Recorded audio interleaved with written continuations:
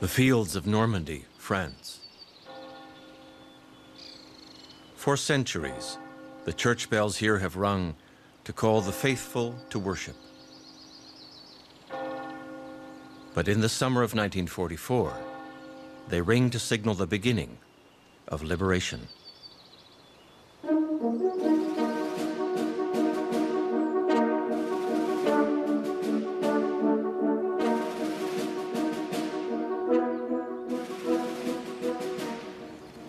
This is Ranville War Cemetery in Normandy.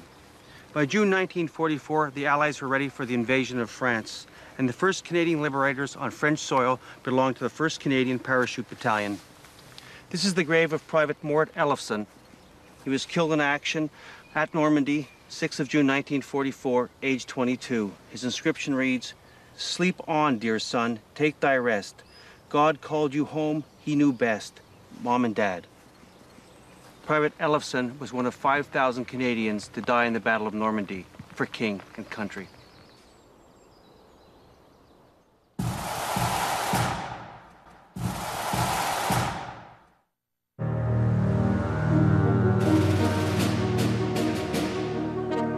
June 5th, 1944, the coast of France.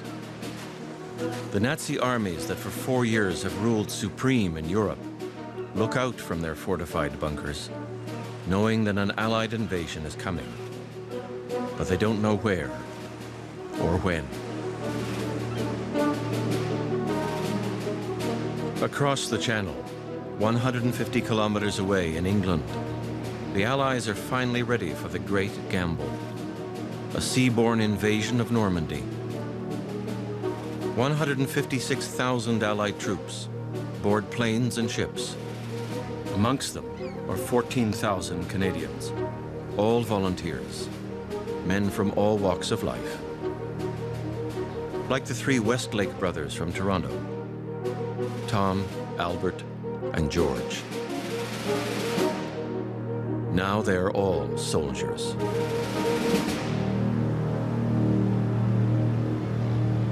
Dear Mary and Johnny, I will start with telling you that Tommy, Albert, and I are in the best of health. I've seen Albert when I went on leave and spent a couple of days in London with him. We had a good time, but what a lady killer he is. The same old Westlake. Well, it won't be long to the second front, and then home, good home. I must be along now, Mary, but send my love to all at home, and please do not worry if you hear some bad news. I will be all right. I promised a certain person I will be back. Your loving brother-in-law, George. June 6th, 1944. Hundreds of landing craft silently approach the French coast. But before the fate of Europe is decided, 100,000 men will die on the battlefields of Normandy. Dawn, June 6th, 1944. The Allied bombardment opens up.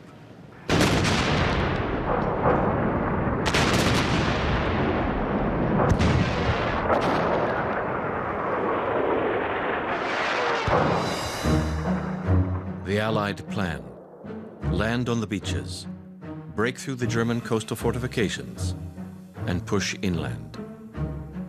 The Canadian objective, codenamed Juno Beach, lies between Courcelles-sur-Mer and Saint-Aubin.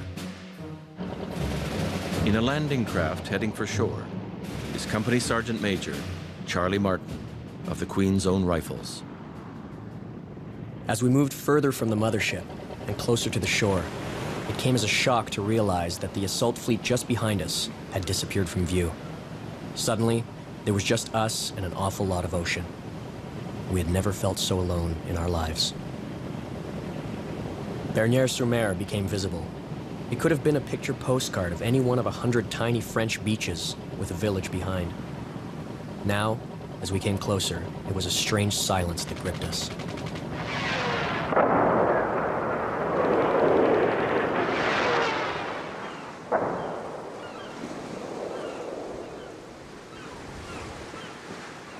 This is Juno Beach, Canada's responsibility on D-Day. The Canadian sector extended from Courcelles in the west to Saint-Aubin in the east.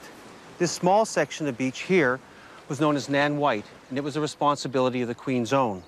At around 8 a.m. on June 6, 1944, the gates of the landing craft opened and the infantry stormed ashore. The question was, would all the planning and preparation pay off?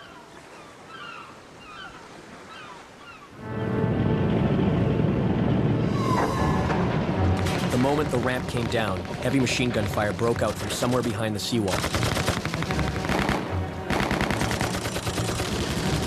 The men rose. I said, move fast, don't stop for anything. Go, go, go! We raced down the ramp, Jack and I side by side, the men closely following. We fanned out as fast as we could, heading for that seawall. The machine gun fire and mortars never let up, a barrage of shelling that seemed to come from everywhere. As we raced across the beach, we had no time to think. Our training did our thinking for us. Facing a storm of fire further down the beach, near the village of Saint-Aubin, is the North Shore Regiment and its chaplain, Father R.M. Hickey. The beach was sprayed from all angles by enemy machine guns, and now their mortars and heavy guns began hitting us. Crawling along in the sand, I just reached a group of 3 badly wounded men when a shell landed among us, killing the others outright. As we crawled, we could hear the bullets and shrapnel cutting into the sand around us. When a shell came screaming over, you dug into the sand and held your breath, waited for the blast, and the shower of stones and debris that followed. Then, when it cleared a little, right next to you, perhaps someone you'd been talking to half an hour before, lay dead.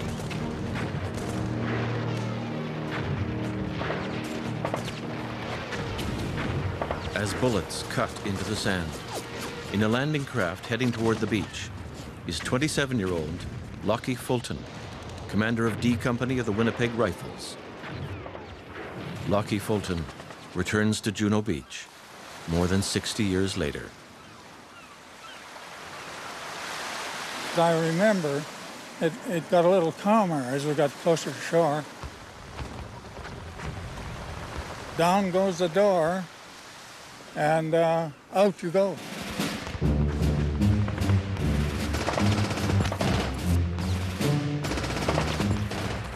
You were struggling as fast as you could go, with one terrible desire to get to these dunes as quickly as you could.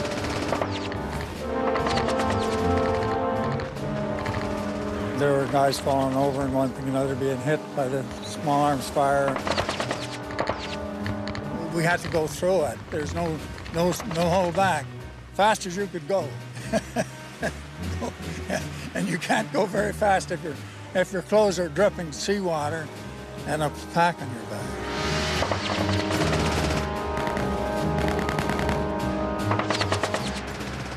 Along the beach from the Winnipeg Rifles, the men of the Queen's Own face a wall of deadly enemy fire.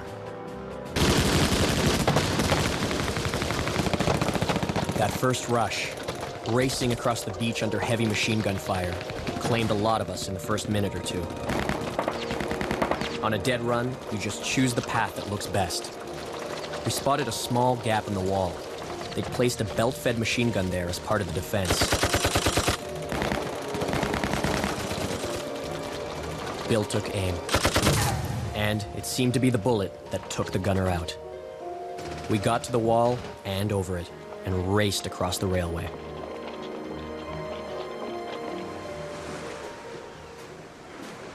The beach defenses were strictly along the beach. They were static.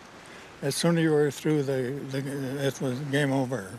And eventually we made our way up to the high ground there at Grayson Mare. While I was waiting there for further instructions, it seemed quieter than I had thought it would be. And, you know, I began to wonder, is this thing a failure? In some sectors, the Canadians have taken heavy losses, but they have broken through the German coastal defenses and captured hundreds of prisoners.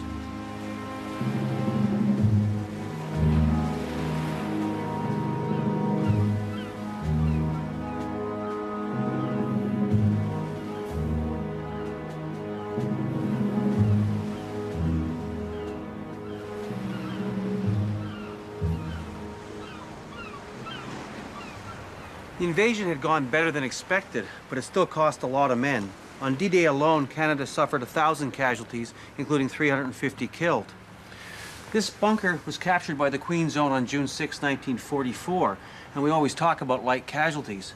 But in taking the village and capturing positions like these, the Queen's Own suffered 143 killed and wounded.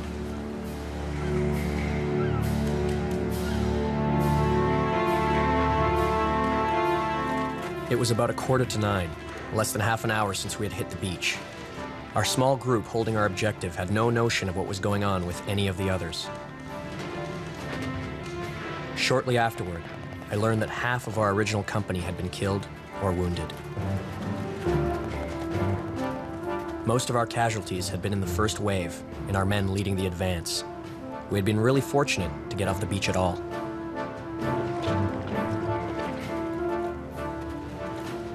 Among the lucky ones getting off the beach with the Queen's Own rifles are Tom and Albert Westlake, who both survive their first day of battle.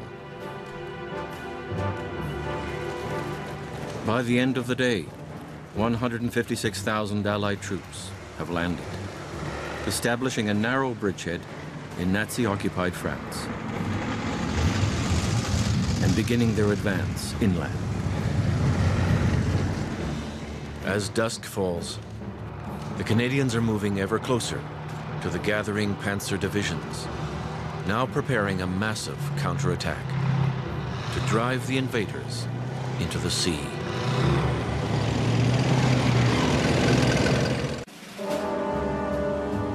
June 7th, D-Day +1.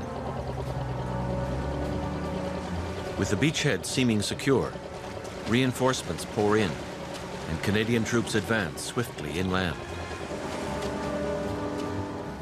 The Allied plan: seize the city of Caen, break out into open country, and swing towards Paris. Heading towards the airport of Carpiquet, the Canadians advance towards Bretteville, Puteaux, and Oti. Now moving beyond Oti is the North Nova Scotia Regiment, and with them is George Westlake. Dear Mary and Johnny, you see Vera quite often, do you? And she looks good too. Boy, would I ever like to see her. All I got to look at is her pictures, but I can't take them and hold them in my arms like I would like to do if I had her here. Boy, I miss her. And do I ever love that girl of mine. Boy, oh boy, I can't wait to get back. George.